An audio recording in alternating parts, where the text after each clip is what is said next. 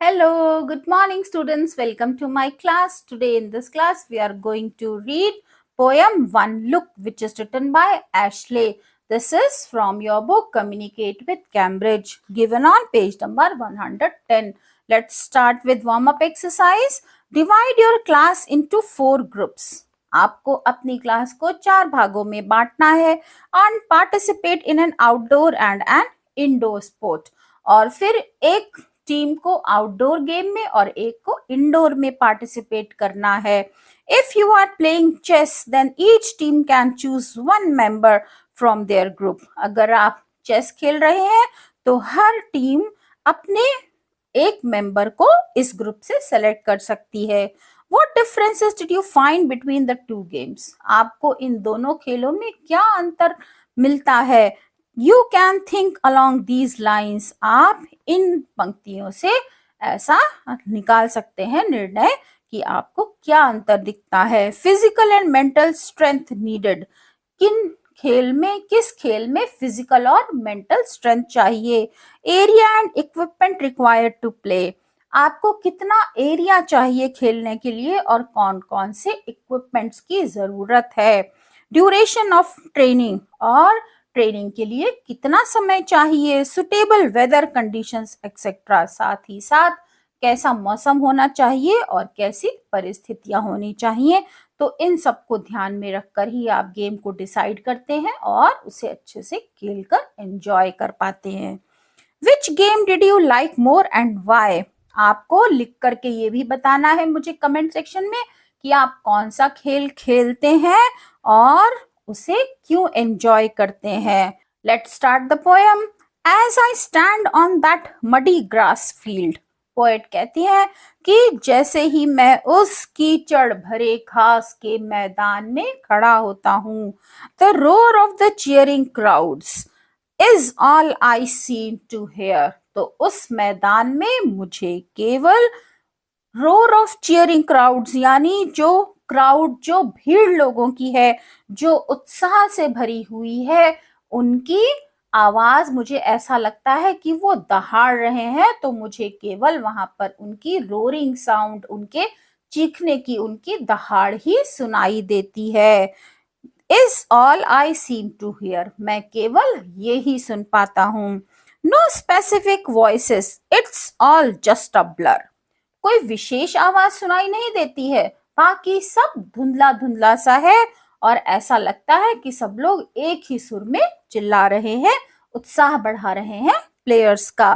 The only person I really notice is the yelling of my coach. और player कहती है कि केवल एक ही व्यक्ति पर मेरा ध्यान जाता है और वो है मेरे कोच की येलिंग साउंड यानी चिल्लाने की. कैसे चिल्लाना है. उत्साह से चिल्लाने की आवाज. केवल मेरा ध्यान मेरे कोच की आवाज पर ही जाता है. As I go to challenge the ball.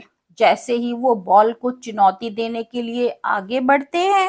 I think I want my coach to be proud of me. वो कहते हैं कि उस वक्त मेरे दिमाग में और कुछ नहीं होता, केवल एक ही बात गूंज रही होती है कि मेरे कोच को मुझ पर गर्व होना चाहिए. The ball is at my feet. I have to be quick. Ball मेरे पैरों के पास है और अब मुझे बहुत क्विक यानी जल्दी करना है.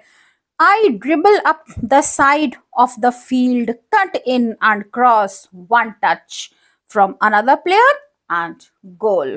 आप सबने देखा होगा फुटबॉल में पहले बॉल को ड्रिबल करते हैं यानी छोटे छोटे किक देते हैं और फिर फील्ड की एक साइड पे प्लेयर ने मारा, उसे कट किया और क्रॉस करके दूसरे प्लेयर को दिया. दूसरे प्लेयर ने जैसे ही उसे वन टच एक बार टच किया, दूसरे प्लेयर के द्वारा बॉल को टच किया गया और हो गया goal. I know my coach is proud of me from just one look. और गोल होने के बाद वो कहते हैं कि मुझे पता है कि मेरे कोच को मुझ पर गर्व है क्योंकि मैंने केवल उनकी एक नजर को देखा है. उनकी तरफ देखने से ही मुझे समझ आ जाता है कि मेरे कोच को मुझ पर गर्व है. Walking to the car. अब खेल समाप्त हो चुका है और प्लेयर जीत चुका है हमारा. Walking to the car. Car की तरफ चलते हुए, ball in hand, covered all in mud. उनके हाथ में बॉल है और वो पूरी तरह से मिट्टी में सने हुए हैं, क्योंकि पहली ही लाइन बताती है कि जो घास का मैदान है जहां वो खेल रहे थे वो कीचड़ से भरा हुआ है। I receive compliments on a great game. अच्छा खेलने के लिए प्लेयर को कॉम्प्लीमेंट्स मिलते हैं, उनकी प्रशंसा होती है। आई से थैंक्स, और वो सबको थैंक्स कहते हैं। But all that matters after the game winning goal is that one look from my coach.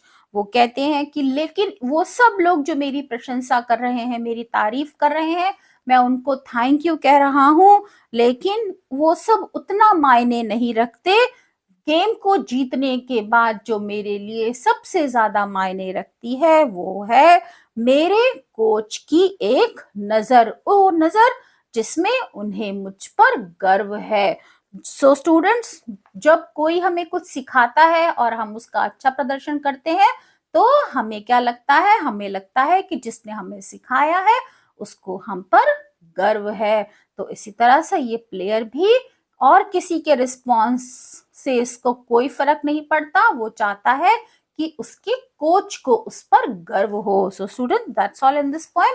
I hope you have understood. If you like the poem, then don't forget to press on like, comment, share and subscribe my channel. See you soon. Till then, bye bye. Have a good day.